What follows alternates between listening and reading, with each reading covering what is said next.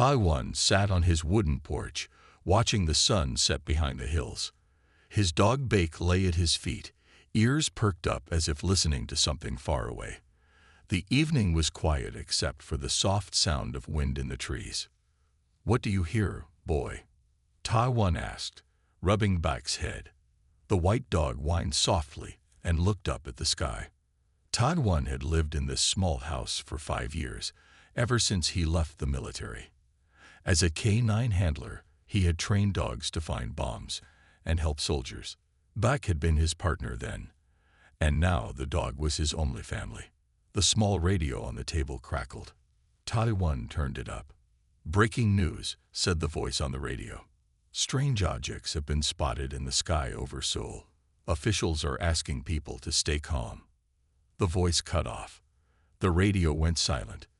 Taiwan frowned and hit the side of the radio, but it stayed quiet. Bake jumped to his feet and barked at the sky. Taiwan looked up and felt his heart stop. A massive dark shape blocked out the stars, stretching as far as he could see. It was not a cloud. It was not a plane. It was something else. "Inside, Bake," Taiwan said, his voice steady despite his fear. Years of military training kept him calm. They went into the house, and Taiwan turned on the television. All channels showed the same thing: huge ships hovering over cities across the world. Seoul, New York, London, Tokyo, all had the same dark shapes above them. Then the screens showed the aliens for the first time. They called themselves the Na'vi. They were tall, with skin that shimmered like oil on water. Their eyes were large and black. When they spoke, their words came out in a strange, deep tone that made Bake growl. "People of Earth," the Na'vi leader said, "your planet has resources we need. We will take them. Do not resist." Taiwan watched as the TV showed the Na'vi ships using beams of light to lift entire buildings, water from lakes, and even soil from the ground. They took it all into their ships. When people tried to fight back, the Na'vi used weapons that made humans fall to the ground, unable to move. They did not kill, they just took what they wanted. Somehow, that was worse. For 3 days, Taiwan and Bake watched the news. The aliens took water from the oceans. They dug deep into the ground for metals. They even took famous statues and art from museums. Nothing was safe from them. "We should go check on Hansol and Yun," Taiwan said to Bake on the 4th day. His neighbors lived just down the road, and he had not heard from them. As they walked, Taiwan saw a Na'vi ship in the distance, moving toward their area. It was smaller than the ones over the cities, but still bigger than any human airplane. Bake's fur stood up. He growled low in his throat. "Easy boy," Taiwan said. "We need to stay hidden." They reached Hansol's farm, but it was too late. The house was torn open like a tin can. The fields where Hansol had grown rice were now just empty holes in the ground. All the soil was gone. "Hansol," Taiwan called. "Yun." No one answered. Taiwan found a picture on the ground. Hansol and Yun on their wedding day. He picked it up and put it in his pocket. A sound made him turn. The Na'vi ship was coming closer. Bake barked once. "Run," Taiwan whispered. They raced back toward his house as the shadow of the ship passed over them. Taiwan knew that tomorrow the aliens would reach his home. They would take everything, just as they had taken from Hansol and Yun. But they would not take Bake. Taiwan would make sure of that. And somehow, he would make the aliens pay for what they had done. Taiwan did not sleep that night. He sat by the window, watching the distant lights of the Na'vi ship as it moved slowly across the countryside. Bake stayed close to him, sometimes growling when the ship came closer. "We need to hide," Taiwan told Bake as morning came. He had built a small cellar under his house years ago. It was where he kept his old military gear and emergency supplies. Taiwan filled a bag with food, water, and a first aid kit. He also took his old military knife and flashlight.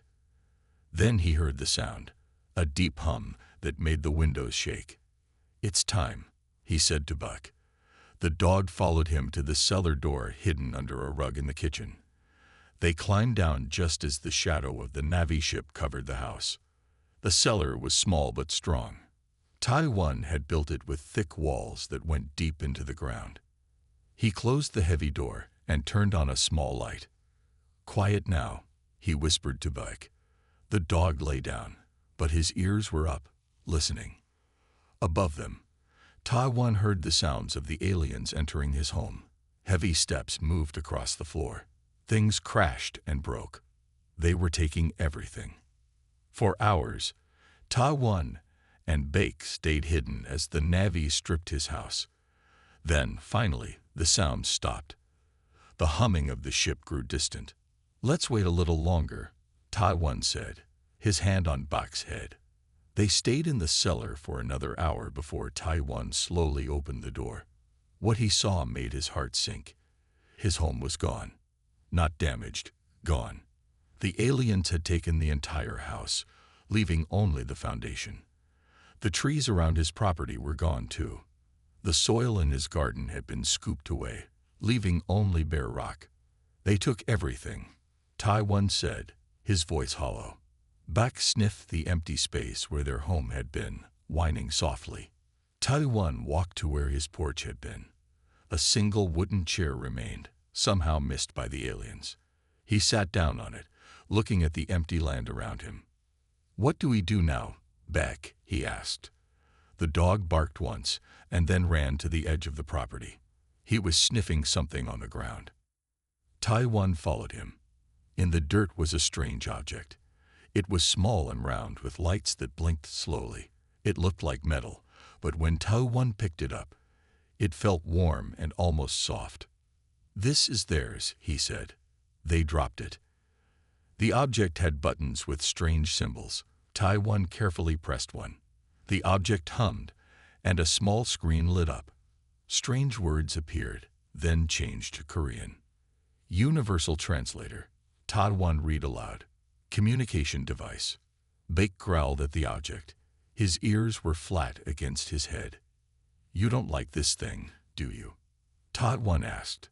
He put the device in his pocket. "Maybe it can help us." Taiwan looked at the empty space where his house had been. He had nowhere to go now, but he knew he needed to find other people to see if anyone else had survived the Navy's harvesting. "We need to find Hansol and Yun," he told Bak, "if they're still alive." As they prepared to leave, Taiwan heard a distant sound. Voices, human voices. He and Bake hurried toward them, moving carefully to stay hidden. At the edge of the woods, Taiwan saw a group of Navy soldiers. They had about 20 humans with them, including Hansol and Yun. The people were being led into a small ship. "They're taking them," Taiwan whispered. His hands formed fists. He wanted to run out and help, but he knew he would be caught too. Bake growled low in his throat. One of the Navy soldiers turned, looking in their direction. It tilted its head, as if listening. "Quiet," Taiwan whispered, putting his hand on Bak's muzzle. They sank lower into the bushes. The alien turned away and continued loading the humans onto the ship. The last thing Taiwan saw was Hansol looking back, his eyes searching the woods as if he knew Taiwan was watching. Then the ship door closed, and they were gone. Taiwan waited until the small Navy ship was gone before moving from his hiding spot. The larger ship had also moved on, heading toward the next area to strip bare. "We can't help them if we get caught too," Taiwan told Bak as they walked back to where his house had been. The dog whined, looking in the direction the ship had gone. Taiwan took out the alien device he had found. In the growing darkness, its lights glowed softly. He pressed different buttons, trying to understand how it worked. Suddenly, the device made a soft beeping sound. Words appeared on the screen. "Subsonic frequency detected." Taiwan looked around. He couldn't hear anything strange, but Bak's ears were up, and the dog was looking at the sky with his head tilted. "Can you hear something, boy?" Taiwan asked. As if in answer, Bake barked once. The device in Taiwan's hand beeped again. New words appeared. Canine vocalization detected. Analyzing. Taiwan stared at the screen. The device was responding to Bok's bark. Bark again, Taiwan said, excited now. Bok barked 3 times. The screen filled with strange symbols, then translated to Korean. Warning.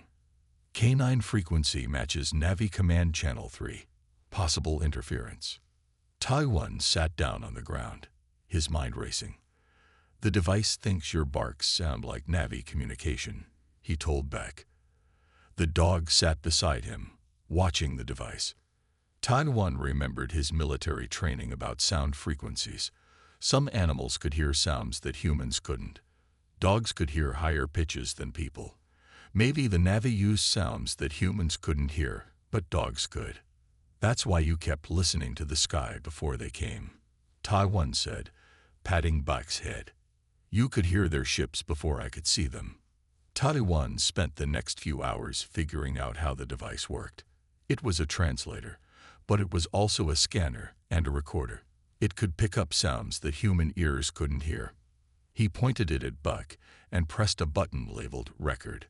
Then he said, Speak, Bok. Bok barked several times. The device recorded the sounds and showed waves on the screen. Then it showed a message. Warning. Pattern matches Navi emergency signal. Taiwan's eyes widened. Your barks sound like their signals, he told Bok. That's why that soldier looked our way in the woods. He heard you. An idea began to form in Taiwan's mind. If Bok's barks matched Navi signals, maybe they could use that somehow. Maybe they could trick the aliens or disrupt their communication. But first, they needed shelter and food. Taiwan decided to go back to the cellar. It was the only thing the Navi hadn't taken. As they ate some of the food from Taiwan's emergency supplies, he continued to study the device. He discovered the cellar was crowded with 8 new people, but Taiwan was glad for the company. He showed Jiho the alien device and explained what he had discovered about Bok's barks. So the dog's barks can disrupt their communication? Jiho asked, studying the device with interest. Maybe more than that, Taiwan said. The device said neural disruption. I think Bok's barks might actually hurt them. Jiho was an engineer who had worked in Seoul before the invasion. He had small, quick hands and smart eyes that missed nothing. He asked to look at the device more closely. If we could make this louder, Jiho said, we might be able to use it against them. Like a weapon? Asked a woman named Sunne. She was a veterinarian who knew about animals and their sounds. Yes, said Taiwan, but we need to test it first. The group spent the night in the cellar, sharing food and water. They told their stories of hiding from the Navi and watching as their homes were taken. One man named Dai had seen his whole family loaded onto a ship, just like Taiwan had seen happen to Hansel and Yun. I want them back, Dai said, his voice hard with anger. I'll do anything. In the morning, Jiho had news. He had worked on the device all night and made a discovery. This thing can not only translate, he said, it can also amplify sounds. If we connect it to a bigger speaker, we could make Bok's barks much louder. Where would we get a speaker? Taiwan asked. I know where, said one of the other men. There's a school about 5 miles from here. The aliens haven't reached it yet. They have a big sound system for sports events. Taiwan nodded. Then that's where we'll go. But first, we need to test if this really works. Jiho had another idea. We should find more dogs. If one dog's bark can disrupt their systems, imagine what 10 or 20 could do. Sun Mei agreed. I treated many dogs at my clinic. Some owners might have left them behind when they ran or were taken. Then our plan is this, Taiwan said. First, we go to the school and get the sound equipment. Then we look for more dogs. After that, we find a small alien ship to test our weapon on. The group prepared to leave the cellar. They gathered what supplies they had and made simple weapons from tools Taiwan had stored there. They would need to be careful. The Navy ships were still moving across the land, taking everything they found useful. Before they left, Jiho showed Taiwan something else he had learned from the device. The Navy have a main ship, he said, pointing to a map on the screen. It controls all the smaller ships. If we could disrupt that ship, we could stop them all. Taiwan finished. He looked at Buck, who sat watching him with trusting eyes. And my dog is the key. They left the cellar and moved carefully through the empty landscape. Everything was quiet, too quiet. No birds sang, no wind blew through trees because the trees were gone. The world felt dead. As they walked, Taiwan talked quietly with Jiho about their plan. They would need to build a device that could record Buck's bark and play it back much louder. They would need power for this device, and they would need to get close to a Navy ship to test it. It's dangerous, Jiho warned. So is doing nothing, Taiwan replied. They took everything from us. Now we take something from them. Bake walked beside Taiwan, alert and ready. The dog seemed to understand how important he had become. At the top of a hill, they stopped. In the distance, they could see the school buildings. And beyond that, the dark shape of a Navy ship moving slowly across the sky. That's our target, Taiwan said. But first, we need the speakers. The group moved forward, hope giving them new strength. For the first time since the invasion, they had a plan to fight back. The school stood empty and quiet. Most of its walls were still there, though the Navy had taken all the metal, including the roof. The group moved carefully through the empty halls. The sound system should be in the gym, said Jiho. They found the gym, or what was left of it. The wooden floor was still there, but the bleachers were gone. In a small room near the entrance, they found what they were looking for: speakers, wires, and a control panel. This will work, Jiho said, his face lighting up. We can connect the alien device to this and make Buck's bark much louder. Taiwan kept watch at the door while the others gathered the equipment. Buck stayed close to him, his ears moving as he listened for danger. I hear something, Taiwan said suddenly. Everyone hide. They ducked behind fallen walls and under desks as a small Navy ship flew over the school. It circled once, then moved on. It had not seen them. That was close, Sunlight said when they came out of hiding. We need to be more careful. With the speakers and equipment collected, they needed a safe place to work. Taiwan suggested the mountains nearby. There were caves there where they could hide and build their weapon. On the way to the mountains, they found 3 more dogs: a German shepherd, a border collie, and a small terrier. All were hungry and scared, but they followed when Sunmai offered them food. 4 dogs now, Taiwan said. Let's hope they all have the same effect on the Navy. In the mountains, they found a deep cave that would hide them well. Jiho and Dai began working on connecting the alien device to the speakers. Sunma studied the dogs, recording their different barks with the device. The low, growling barks seemed to cause the most disruption, she told Taiwan, especially from Bake. His military training might have given him a stronger bark. Taiwan nodded. Can you teach the other dogs to bark the same way? I think so, Sunmai said. Dogs learn from each other. For 3 days, they worked in the cave. More survivors found them, bringing more dogs. Their group grew to 20 people and 8 dogs. They called themselves the Resistance. Jiho built a special harness for Buck that held a small speaker and the alien device. When Buck barked, the device would make his bark much louder and send it directly at the Na'vi. It's time to test it, Taiwan said on the 4th day. We know there's a small Na'vi outpost about 2 miles from here. They have only a few soldiers there. The plan was simple. Taiwan, Jiho, Sunmai, and Dai would approach the outpost with Bake and the other dogs. They would use the sonic weapon on the Na'vi soldiers and see what happened. The others would wait in the cave, ready to help if needed. As they walked toward the outpost, Taiwan felt afraid, but also excited. They finally had a way to fight back. The outpost came into view. It was a small building with strange lights around it. Two Navy soldiers stood guard outside. "Ready?" Todd 1 asked the others. They nodded. He looked at Buck. "Speak," he commanded. Buck barked, a deep, powerful sound. The device on his harness lit up, and the bark became much louder, focused like a beam toward the outpost. The effect was immediate. The two Navy soldiers fell to the ground, their hands over what seemed to be their ears. They writhed in pain. "It works," Ji-ho whispered excitedly. The other dogs began barking too, and the sonic attack grew stronger. The lights around the outpost flickered and went out. "Let's move in," Todd 1 said. They approached the outpost carefully. The Navy soldiers were still on the ground, unable to move. Inside the building, they found maps and more alien devices.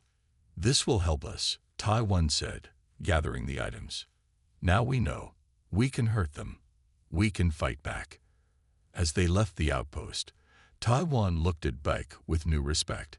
His loyal dog had just become humanity's most powerful weapon against the invaders. "Good boy," he said, patting Buck's head. "Very good boy." Their first victory was small, but it gave them hope.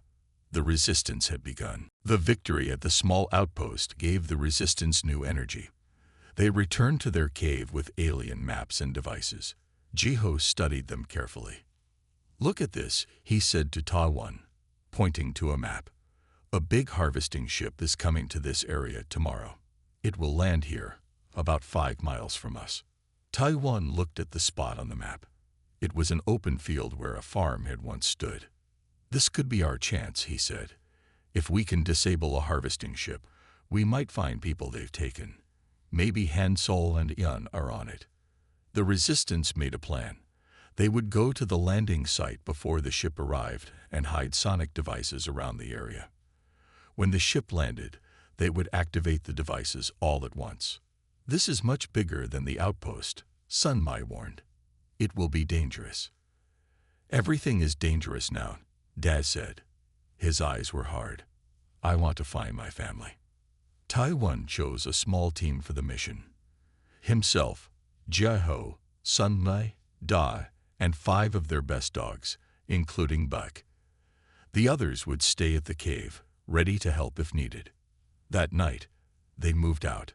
The moon was bright, making it harder to hide, but they needed the light to see where they were going. Each person carried a small sonic device that Ji-ho had made. Each device could play Buck's recorded bark at a volume that would hurt the Navi. They reached the landing site an hour before dawn. The field was empty now, just bare earth where crops had once grown. They spread out and began placing the sonic devices in a wide circle. "Hide them well," Ta 1 told the others. "We don't want the Navi to find them before they turn on." Just as the sun began to rise, they heard the deep hum of the ship approaching. They finished placing the last devices and ran to hide in a small grove of trees that the Navi had not yet taken. The ship was huge, much bigger than the one that had taken Taiwan's house. It slowly descended to the field, landing with a heavy thud that shook the ground. "Get ready," Todd 1 whispered into a small radio that connected to the others. "Wait until they open the doors." The bottom of the ship opened, and a ramp extended to the ground. Navy soldiers began to walk down the ramp, carrying strange tools. "Now," Ta 1 said into the radio. Ji-ho pressed a button on a remote control. All around the field, the hidden sonic devices turned on, blasting Buck's recorded bark at full volume. The effect was immediate. The Navi soldiers fell to the ground, clutching at their heads. Some crawled back toward the ship. Others lay still. "It's working," Sun Mai said excitedly. But then something unexpected happened. From the ship, a high-pitched sound burst out, overriding their sonic devices. One by one, the devices shorted out and went silent. "They have a countermeasure," Ji-ho said, his face pale. "They must have learned from the outpost attack." The Navi soldiers began to recover. They stood up and looked around, searching for the source of the attack. "We need to leave," Todd 1 said. "Now." They began to retreat from their hiding spot. But as they moved, Daz suddenly broke away from the group. "I see people inside the ship," he shouted. "I see humans." Before anyone could stop him, Day ran toward the ship. The Na'vi soldiers saw him immediately. One raised a weapon and fired. A beam of light hit Da, and he fell to the ground, not moving. "Da!" Sun Mei cried out. Two Navy soldiers grabbed Day's still form and dragged him into the ship. "We have to help him," Sun Mai said, starting to move forward. Taiwan grabbed her arm. "We can't help him if we're caught too," he said. "We need a new plan." They watched helplessly as the ship's ramp began to close. Inside, they could see rows of containers. Were those containers holding people? Was Han Sol in there? Was Ian? The ship's engines started up again. It was preparing to leave. "We'll get them back," Taiwan promised. "But first, we need to find a way inside that ship." As they retreated to the safety of the trees, Bake growled low in his throat, his eyes fixed on the ship that had taken yet another friend away from them. The resistance team returned to their cave with heavy hearts. They had lost Da and learned that their sonic weapons had limits. "The Na'vi are smart," Jaiho said. "They found a way to block our attack." Taiwan sat with Bake, thinking hard. The dog rested his head on Taiwan's knee, as if trying to comfort him. "We need to get inside that ship," Taiwan said finally, "not just attack it from outside." "How?" Sun Mei asked. "They'll see us coming." Taiwan looked at Bike. "Not if we're quiet enough." For the next day, they watched the harvesting ship from a distance. It landed in several places, each time taking soil, water, or trees. They noticed that when the ship landed, a small door opened on the side, separate from the main ramp.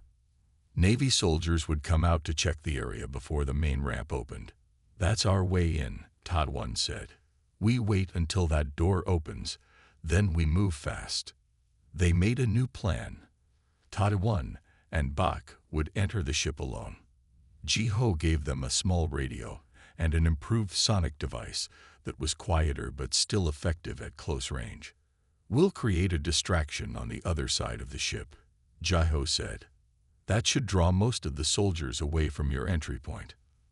The next morning, the ship landed in a valley about 2 miles from their cave. The resistance team moved into position. Taiwan and Bike hid near the small side door, while the others went to the opposite side with 3 other dogs. When the small door opened, 2 Na'vi soldiers stepped out. At that moment, the other team set off a loud explosion using fuel they had found at an abandoned gas station. The soldiers turned toward the sound. More Na'vi came out of the main ramp, rushing toward the explosion. "Now," Taiwan whispered to Bike. They slipped through the small door before it closed. Inside the ship, the lights were dim and blue. The air smelled strange, like metal and something sweet. They moved quietly through narrow halls, hiding whenever they heard footsteps. Bake suddenly stopped and pointed with his nose down a hallway. His training as a military dog was helping them navigate the ship. They followed Bak's lead and came to a large room filled with clear containers. Inside each container was a human, floating in a blue liquid, eyes closed as if sleeping. "They're alive," Taiwan whispered, his heart racing. He moved from container to container, looking for familiar faces. Then he saw them, Han Sol and Ian, side by side in their containers, and a few rows away was Da, newly captured, and still in his clothes, not yet placed in a container. Taiwan found a control panel near Da's holding cell. He pressed buttons randomly until the cell door opened. Da woke up immediately. "Taiwan," he said, his voice weak. "How did you find me?" "Bake led us here," Taiwan said, helping Da to his feet. "Can you walk?" "I think so," Da said. "We need to free the others." "We don't know how these containers work," Taiwan said.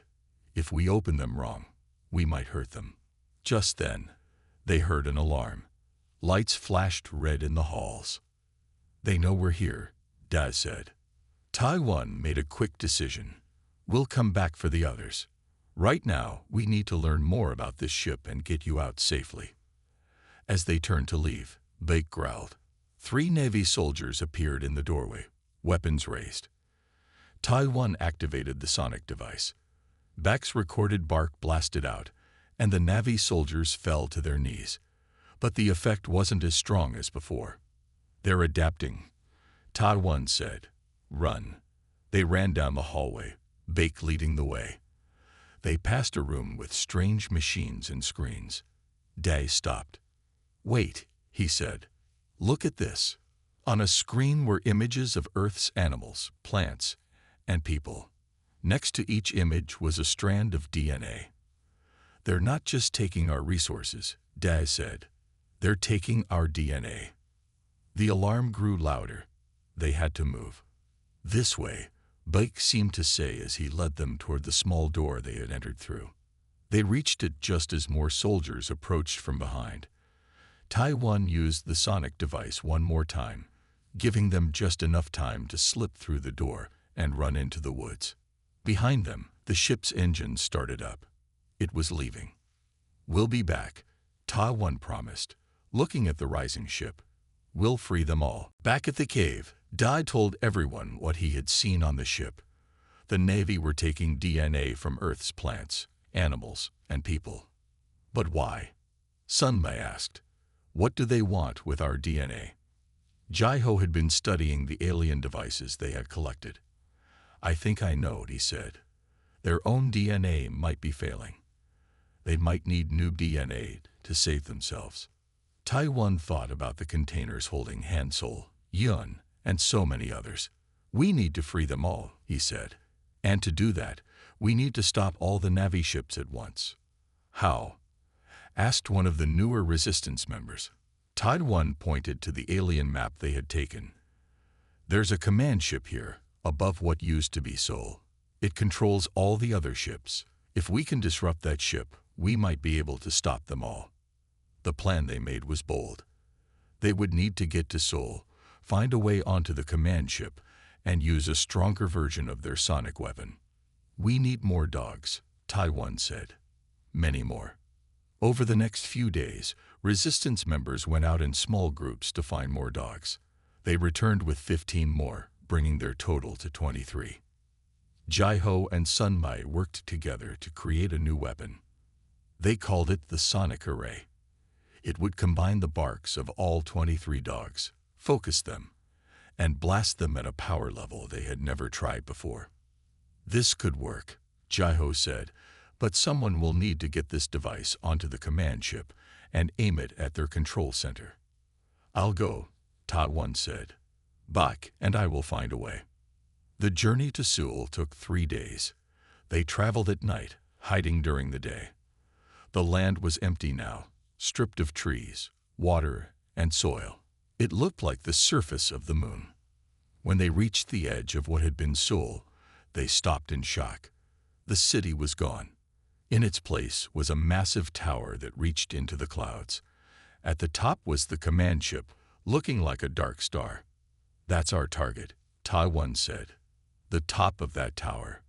They found shelter in the remains of a subway tunnel. From there, they watched the tower and made their final plan. Navy transport ships were constantly going up and down the tower. If they could get on one of those ships, they could reach the command ship. The next morning, Tai-1, Bak, Jai-Ho, and Sunmai set out toward the tower. The other resistance members stayed behind with the rest of the dogs, ready to activate the sonic array when Tai-1 gave the signal. Near the base of the tower was a landing area for the transport ships. They waited until one landed and began loading boxes of Earth materials. "Now," Tai-1 whispered. They ran forward, keeping low. When the Navy soldiers turned away, they slipped inside the transport ship and hid behind the boxes. The ship took off, rising up the tower. Through a small window, Tai-1 could see the ground falling away below them. "We're almost there," he told Bak, who sat quietly beside him, alert and ready. The transport ship docked with the command ship. Navy soldiers began unloading the boxes. Tai-1 and the others stayed hidden, waiting for their chance. When the last box was removed, they slipped out into the command ship. It was enormous, with high ceilings and wide hallways filled with Navi. "This way," Jai-Ho whispered, looking at a small screen that showed the ship's layout. They had downloaded it from one of the alien devices. They moved carefully through the ship, hiding whenever Navi passed by. Bike led the way, his keen senses warning them of danger before they could see it. Finally, they'd reached a large door. According to their map, beyond this door was the ship's control center. "Once we go in, we'll have only moments to activate the sonic array," Tai-1 said. "Are you ready?" Jai-Ho and Sun-Mi nodded. Bake looked up at Tai-1, his eyes steady and brave. Tai-1 took a deep breath and pushed open the door. Inside was a vast room filled with screens and control panels. In the center stood a tall Navi, different from the others. It wore a shining white armor and had many small devices attached to its head. The Navi Supreme Commander turned and looked at them with large black eyes. "I have been waiting for you," it said in perfect Korean. Tai-1 froze in surprise. The Navi Supreme Commander could speak Korean. It had been waiting for them. "How do you know our language?" Tai-1 asked. "We study all species before we harvest," the commander said. Its voice was deep and smooth. "Your kind is interesting, but your companions," it pointed at Bake, "they are the ones we truly fear." "The dogs?" Sun-Mi asked. "Why?" The commander moved closer. Bake growled low in his throat. "Long ago, on another world, there were creatures like your dogs. They drove us away. Their sounds hurt us deeply. We thought we would never find such creatures again." Tai-1 understood now. "That's why box barks disrupt your systems." "Yes," the commander said. "Your dogs carry sound patterns that break our mind links. It is painful to us." "Then you should not have come to our world," Tai-1 said. "You should not have taken everything from us." "We take to survive," the commander said. "Our world is dying. We need new DNA to save our species." Jai-Ho had been quietly working on the sonic array device. He nodded to Tai-1. It was ready. "You can't take our world to save yours," Tai-1 said. "We will stop you." The commander laughed, a strange hissing sound. "How? You are few. We are many." Tai-1 smiled. "We have something you fear." He pressed the button on his radio, sending the signal to the resistance below. Then he turned to Bake. "Speak," he commanded. Bake barked, loud and clear. The sound was picked up by the sonic array. All across the land, the 23 dogs with the resistance began to bark too. Their barks were captured by the device, combined, and amplified 1,000 times. The sound blasted through the command ship's communication system and spread to every Navi ship on Earth. The effect was immediate and dramatic. The Supreme Commander fell to its knees, clutching at its head. All around the control room, other Navi did the same. Screens cracked. Control panels sparked and smoked. "Stop," the commander begged. "Please stop." But Tai-1 thought of his home, of Han-Sol and Eun, of all that had been taken. "Release all the humans you've captured," he demanded. "Leave our world and never return." The commander reached out with a shaking hand and pressed a series of buttons. On a screen, Tai-1 could see the containers in the harvesting ships opening. People were waking up, confused but alive. "It is done," the commander said. "We will go." The sonic array continued its attack. Across the Earth, Navi ships were losing power, their systems failing. Far below, Earth's remaining military forces, which had been hiding and planning, saw their chance. They attacked the weakened Navi ships with everything they had. Tai-1, Jai-Ho, Sun-Mi, and Bake escaped the command ship as it began to fall apart. They made it to a transport ship and flew back down to the ground. They watched from a safe distance as the great tower collapsed and the command ship tried to flee into space. It didn't get far before it crashed into the sea. All across the Earth, Navy ships were either crashing or fleeing. The invasion was over. In the days that followed, people emerged from hiding. Those who had been kept in the containers were reunited with their families. Han Sol and Eun found Taiwan and thanked him with tears in their eyes. The world had been damaged badly. Much was lost. But people began to rebuild, to plant new trees, to clean the waters. 6 months later, Taiwan sat on a new porch he had built with Han Sol's help. Buck lay at his feet, gray now around his muzzle but still alert. "We did it, boy," Taiwan said, patting Buck's head. "We got our world back." Bake looked up at him with knowing eyes. In the distance, other dogs were barking, their sounds carrying on the wind. Since the invasion, people looked at dogs differently. They were heroes now, the saviors of Earth. Scientists studied what had happened and made a discovery. Dogs had special DNA that might have come from ancient contact with the Na'vi or similar beings. Somehow, through thousands of years, dogs had kept the ability to fight these aliens. It made Taiwan wonder, had the Na'vi tried to invade before, long ago? Had dogs protected humans even then? Bake rested his head on Taiwan's knee and closed his eyes, content in a world that was slowly healing. Earth would be ready if the aliens ever came back, and the dogs would be there, as they had always been, by humanity's side.